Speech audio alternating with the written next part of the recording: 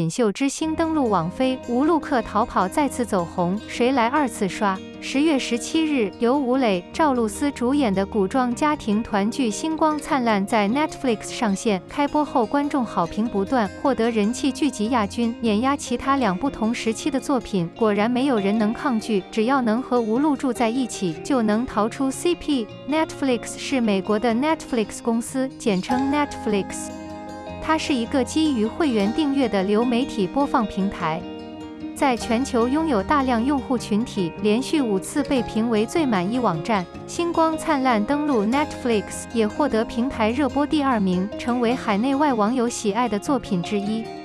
2位主演贡献很大，但关键是作品的质量确实很高。锦绣星寒月升沧海改编自小说《锦绣星寒性偶》，改编自长篇小说《锦绣星寒性偶》，分2部作品，费振翔导演，吴磊、赵露思主演。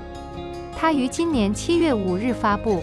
该剧在鹅厂独家播出，收官后豆瓣评分7.6，受到众多观众的好评。该剧主要讲述了令武道将军吴磊氏大获全胜归来的故事。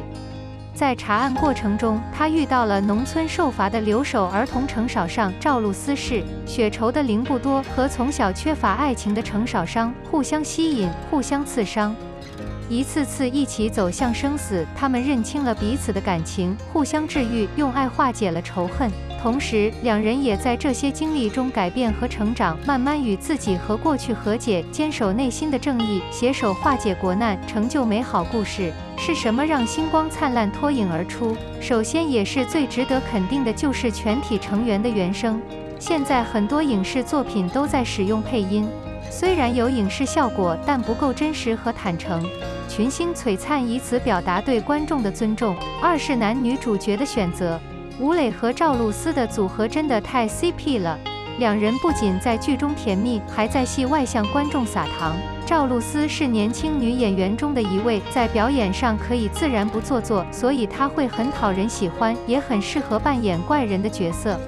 虽然在一些台词和演技上还存在一些不足，但不可否认的是，他打造的程少上确实让观众喜欢。吴磊不用说，可以说是看着大家长大的，但他能将凌武道这个角色演绎得如此完美，着实让人意想不到。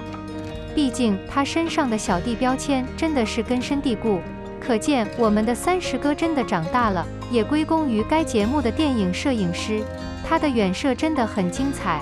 每次看到长镜头就知道重头戏来了，镜头的处理也恰到好处，后期制作真的很用心。但最重要的是，女主已经站稳了脚跟。在其他剧中，女主角要么愚蠢，要么被欺负。她差点把我是傻子写在脸上，但星寒锦绣却不是这样。程少上不仅不是恶霸，同时他也非常聪明，复仇和复仇的性格是真爱。如今群星璀璨，随着上线 Netflix 的喜讯再度火爆，你还会愿意去2次刷吗？看完《星光灿烂》原著才明白，元神和黄甫爵在爱情上犯了同样的错误。元神是黄甫爵最得意的弟子，也是唯一的弟子。黄甫爵非常喜欢元神，可以说，当元山看到自己没有宾至如归的温暖时，黄甫一拳都给了他。就连元神入朝也是黄甫义推荐的，师徒2人都非常了解。在满清的文官中，他们被认为是最好的，皇帝对他们也很重视。当他们前往宫殿的东边时，他们任命了他们的师傅和徒弟陪同他们。看完原著才发现，这2个人真的不愧是师徒，甚至在感情上犯的错也一模一样。正是因为这个错误，他们都失去了一生的挚爱。太遗憾了，黄甫爵放不下的感情。原著小说中，袁山剑之所以试图接近少商，是因为他想替师父黄甫义转达他的顾虑，而这次转达的对象是少商的三姑桑夫人。程家并不迂腐，想要关心一个人，可以大度拜访，可是元神为什么要偷偷让小商人转达呢？元神告诉少上有一个不该让外人知道的秘密，而少上跑去问桑夫人，桑夫人只对他说来话长，意思是我不想再提了。于是桑夫人和元神导师之间的过去就成了秘密，直到少商在华县遇到黄甫义，然后在不同的医院住了一晚，才得知三婶不愿提及的不愉快关系。黄甫绝不愿承认这是他的过去，只说这是一个世家公子的故事，故事并不复杂。他是一个贵族家庭的儿子，他不仅从小就才华横溢，还是个有名的帅哥，崇拜他的女孩子数不胜数，这让男孩的心很不舒服。儿子17岁时，家里发生了变化，儿子不得不在异国他乡生活，回归的日子还很遥远。但儿子的未婚妻不顾舆论，不仅没有断绝婚姻，还一直在帮助儿子的家人。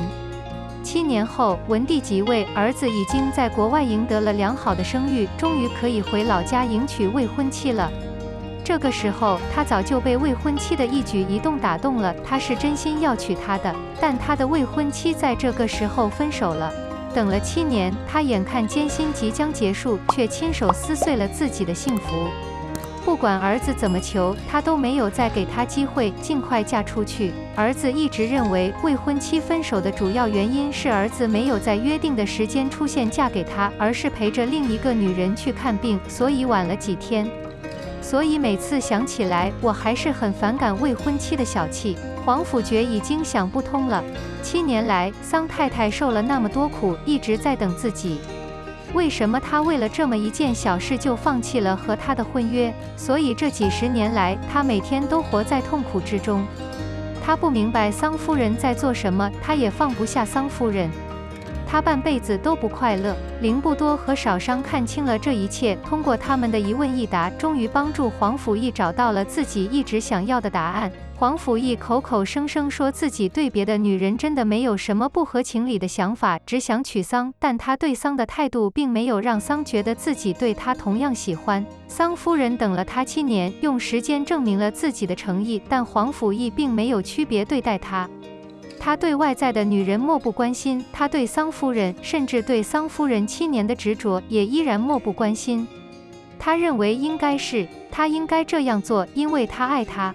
最终，他被桑夫人感动，想要娶她。但当一个女人等你7年的时候，她要的不是男人的抚摸，而是她无可替代的爱，一份独一无二的宠爱。因感动而结婚，是不失吗？这是一种侮辱。正是桑夫人看透了这一切，决定与黄甫觉断绝婚约，然后义无反顾地嫁给了程直，度过了快乐的一天。然而黄甫觉已经到了中年，却一直活在过去的遗憾中，无法自拔。他一直怨恨桑夫人因为小事而放弃了婚约，但从未反省过自己。这段感情中，他自食其力，美如宋玉，从未表现出真心。最终，桑夫人伤心欲绝，果断离开。黄甫觉心中的10年郁闷终于化解了。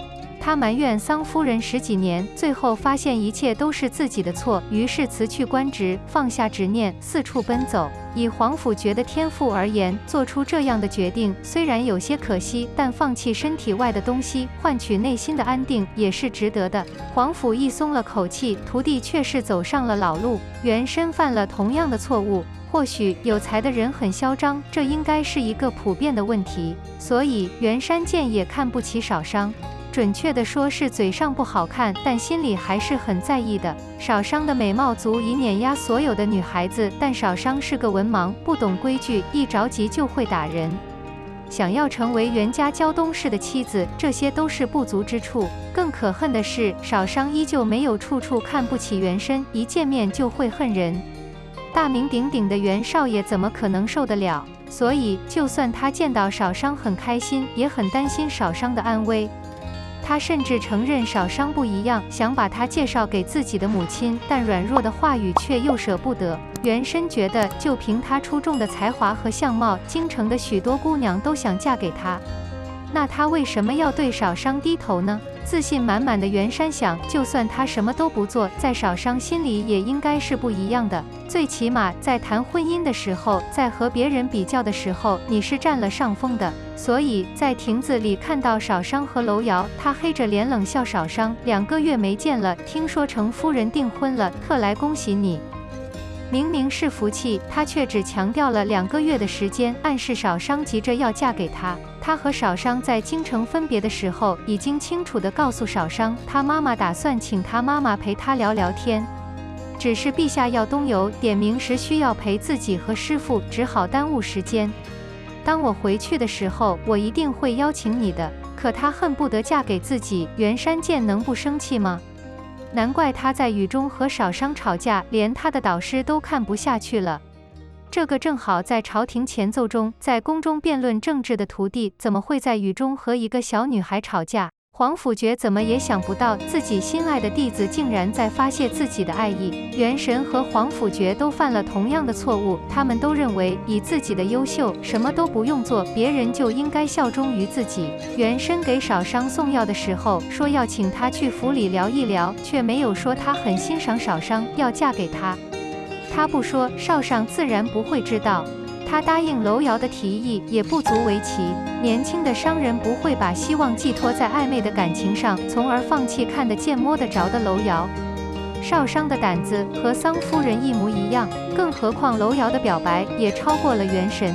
他不在乎别人怎么看他，就连承志和桑夫人也时常被他们嫌弃，这些都是少商能够真正感受到的东西，所以没有必要去揣测和怀疑。楼瑶已经给了他满满的安全感，写在最后，元神和皇甫爵一样有才。他们听到了太多的赞美，他们每天都充满自信，对别人自然也很挑剔。皇甫义凭借自己的才华和美貌，肆无忌惮地享受着桑夫人的努力，而元神也是靠着这2个优势来摆架子的，不愿意先开口表达自己的感受，所以错过了少商。优秀自信的人拥有自己的光芒，令人钦佩，但这些优势不应该成为推卸责任、逃避爱情的借口。